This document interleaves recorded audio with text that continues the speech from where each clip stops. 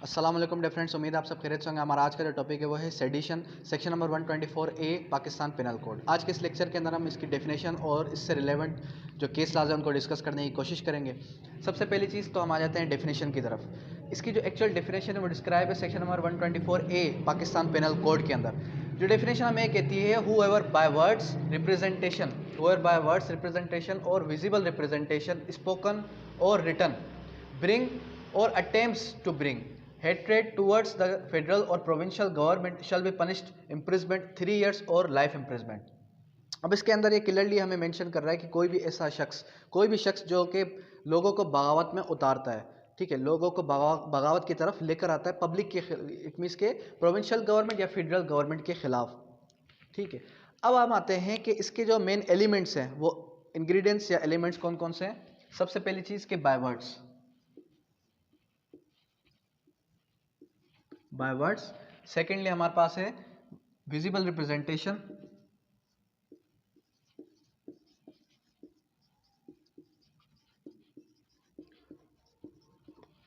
और उसके बाद है स्पोकन और रिटन, ठीक है। और नेसेसरी इसके लिए चीज है कि हेट्रेड टुवर्ड्स गवर्नमेंट, ये इसके इंग्रेडिएंट्स हैं,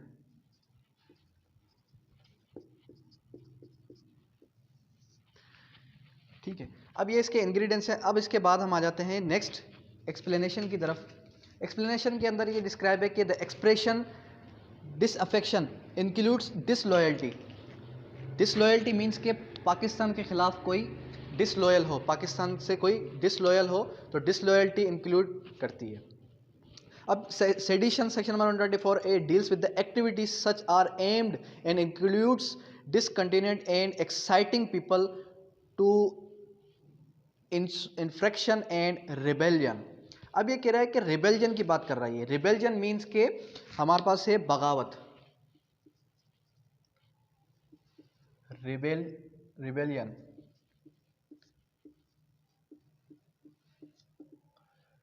कि कोई ऐसा एक्ट जो कि पब्लिक को बगावत में उतारे, ठीक है। अगर ऐसा एक्ट नहीं है तो फिर वो जो है रिबेलियन में अगर काउंट नहीं हो रहा, डेट मीन्स के वो सेडिशन में फॉल नहीं करेगा। अब नेक्स्ट चीज, क्या ये एक जो है कॉग्निजेबल ऑफेंस है या नॉन कॉग्निजेबल ऑफेंस है। डेफिनेटली अगर आप शेड्यूल 2 सीआरपीसी का पढ़ेंगे वहां पर क्लियरली मेंशन्ड है कि this is an non cognizable offence.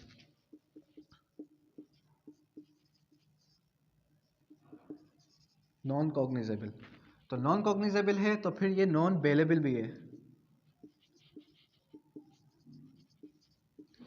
और नॉन कंपाउंडेबल भी है।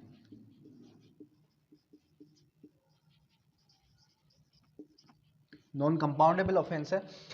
नेक्स्ट चीज के इसकी जो नॉन कॉग्निजेबल ऑफेंस है तो इसकी कॉग्निजेंस कौन लेगा। इसकी कॉग्निजेंस लेगी हमारी फेडरल गवर्नमेंट या प्रोविंशियल गवर्नमेंट या फिर कोई भी ऐसा अथोराइज्ड ऑफिसर जो कि फेडरल गवर्नमेंट ने उसको अथोराइज किया हो, ठीक है। नेक्स्ट चीज़ ये कि जो नॉन कॉग्निजेबल ऑफेंस है वो क्या है। नॉन कॉग्निजेबल ऑफेंस वो जहां पर police can not arrest without warrant, police बिना वारंट के उसको अरेस्ट नहीं कर सकती।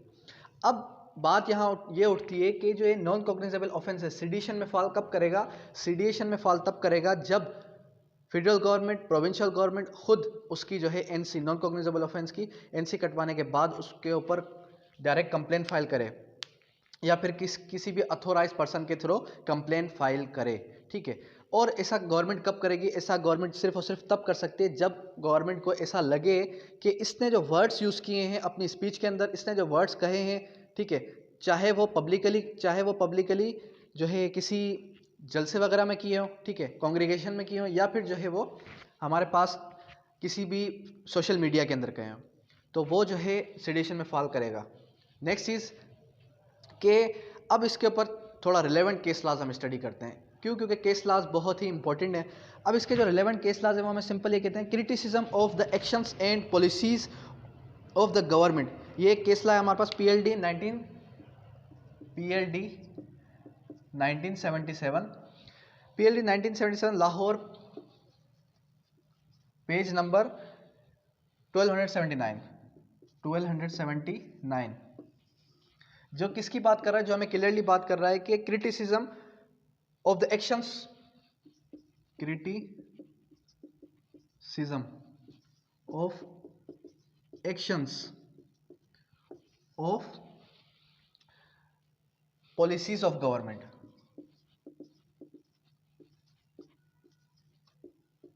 इट मीन्स के किसी भी गवर्नमेंट की पॉलिसीज, गवर्नमेंट के एक्शन या फिर पॉलिसीज के खिलाफ उसको क्रिटिसाइज करना, वो जो है सेडिशन में फॉल नहीं करेगा। मेन चीज़ क्या कि जो हमारे पास हम देखते हैं कि अक्सर लोग क्या कर रहे होते हैं कि गवर्नमेंट की पॉलिसीज को क्रिटिसाइज कर रहे होते हैं या फिर गवर्नमेंट के एक्शंस को क्रिटिसाइज कर रहे होते हैं, तो फिर वो जो है सेडिशन में फॉल नहीं करेगा। अब सेडिशन में कोई भी तकरीर, कोई भी आपका जलसा वगैरह कब फॉल करेगा? पहली चीज़ ये कि उसके लिए मेंस रिया होना बहुत नेसेसरी है। इट मीन्स के गिल्टी इंटेंशन ऑफ माइंड। अब सबसे पहले कि उसकी इंटेंशन यही है कि पूरी की पूरी तकरीर, होल तकरीर, इट मीन्स के पूरी तकरीर है वो मबनी हो किस चीज़ पर? वो पूरी की पूरी तकरीर हो सेडिशन पर, गवर्नमेंट के खिलाफ। कुछ वर्ड्स उसने कहे तो कुछ वर्ड्स के ना गवर्नमेंट के खिलाफ, वो सेडिशन में फॉल नहीं करेगा। नेक्स्ट जो हमारे पास मेन केस लॉ है वो किस चीज़ का है? वो है intensity of bad feelings not relevant. Intensity of bad feelings not relevant. अब इसके अंदर ये क्या बात कर रहा है? इसके अंदर हमें सिंपली ये बात कर रहा है कि the offence of sedition under section 1 PPC consist of attempting to excite other feelings against the government. It means कि यहाँ पर ये बात कर रहा है कि जो पब्लिक है, पब्लिक की फीलिंग्स बगावत में उतरे। अगर उनकी फीलिंग्स बगावत में नहीं उतरती उसके कुछ कहने से, दैट मीन्स कि वो सेडिशन में फॉल नहीं करेगा। इसका जो रिलेवेंट केस लॉ है वो हमारे पास है पीएलडी 1960।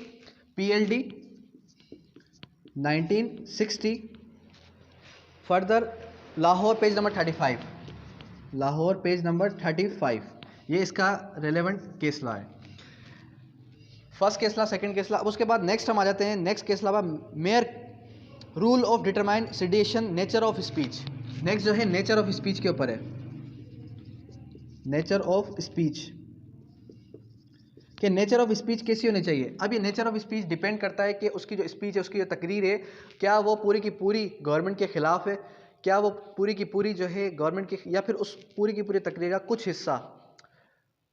हिस्सा जो है गवर्नमेंट के खिलाफ है। अब इसका जो केस लॉ है वो है PLD 1957, PLD 1957, Lahore page number 142।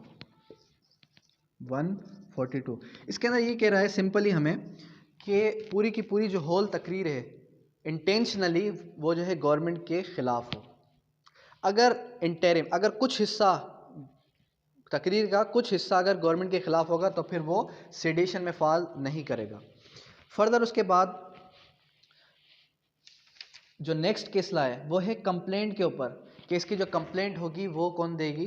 वो डेफिनेटली आपका जो जज है वो कंप्लेंट नहीं ले सकता जब तक कि प्रोविंशियल गवर्नमेंट, फेडरल गवर्नमेंट या फिर कोई भी authorise person by the provincial federal government complaint ना करे under section 200 of CrPC. Further इसके बाद हम आते हैं जो मेन चीज़ है, एक बहुत ही इंपॉर्टेंट लैटिन मैक्सिम जो कि हमें कहता है एक्टस नॉन फिसिट रियम निसी मेन सिट रिया। एक्ट आपका कभी भी कंप्लीट नहीं होगा जब तक उसके अंदर गिल्टी इंटेंशन ऑफ माइंड ना आ जाए। कब तक? कि जब भी आप कोई एक्ट करते हैं, जब भी आप कुछ कहते हैं तो उसके पीछे उसकी इंटेंशन होना बहुत नेसेसरी है। जब आप कोई तकरीर कर रहे हैं पब्लिकली तो उसके पीछे आपकी इंटेंशन अगर वाकई में लोगों को बगावत में उतारने की है, ठीक है, वाकई में अगर आपकी पूरी की पूरी तकरीर ही सेडिशन पर फॉल करती है तो फिर वो आ जाएगा इसके ऊपर, इंटेंशन के ऊपर। अब यहाँ पर एक बहुत ही इंपॉर्टेंट चीज़ है कि सबसे पहले ये देखा जाए कि उसकी इंटेंशन क्या थी। उसकी इंटेंशन का होना बहुत ही नेसेसरी है, guilty intention of mind means that means के जो कि फॉल करता है किस पे? एक्टस नॉन फिसिट रियम निसी मेन सिट रिया। तो ये एक लैटिन मैक्सिम है जो कि एक्सप्लेन करता है किसको? गिल्टी इंटेंशन ऑफ माइंड को, ठीक है। अब ये जो हमारे रेलेवेंट प्रोविजन है होपफुली आपको समझ में आ चुके होंगे। अगर कोई भी क्वेश्चन अराइज होते हैं तो आप कर सकते हैं। Thank you, that's all.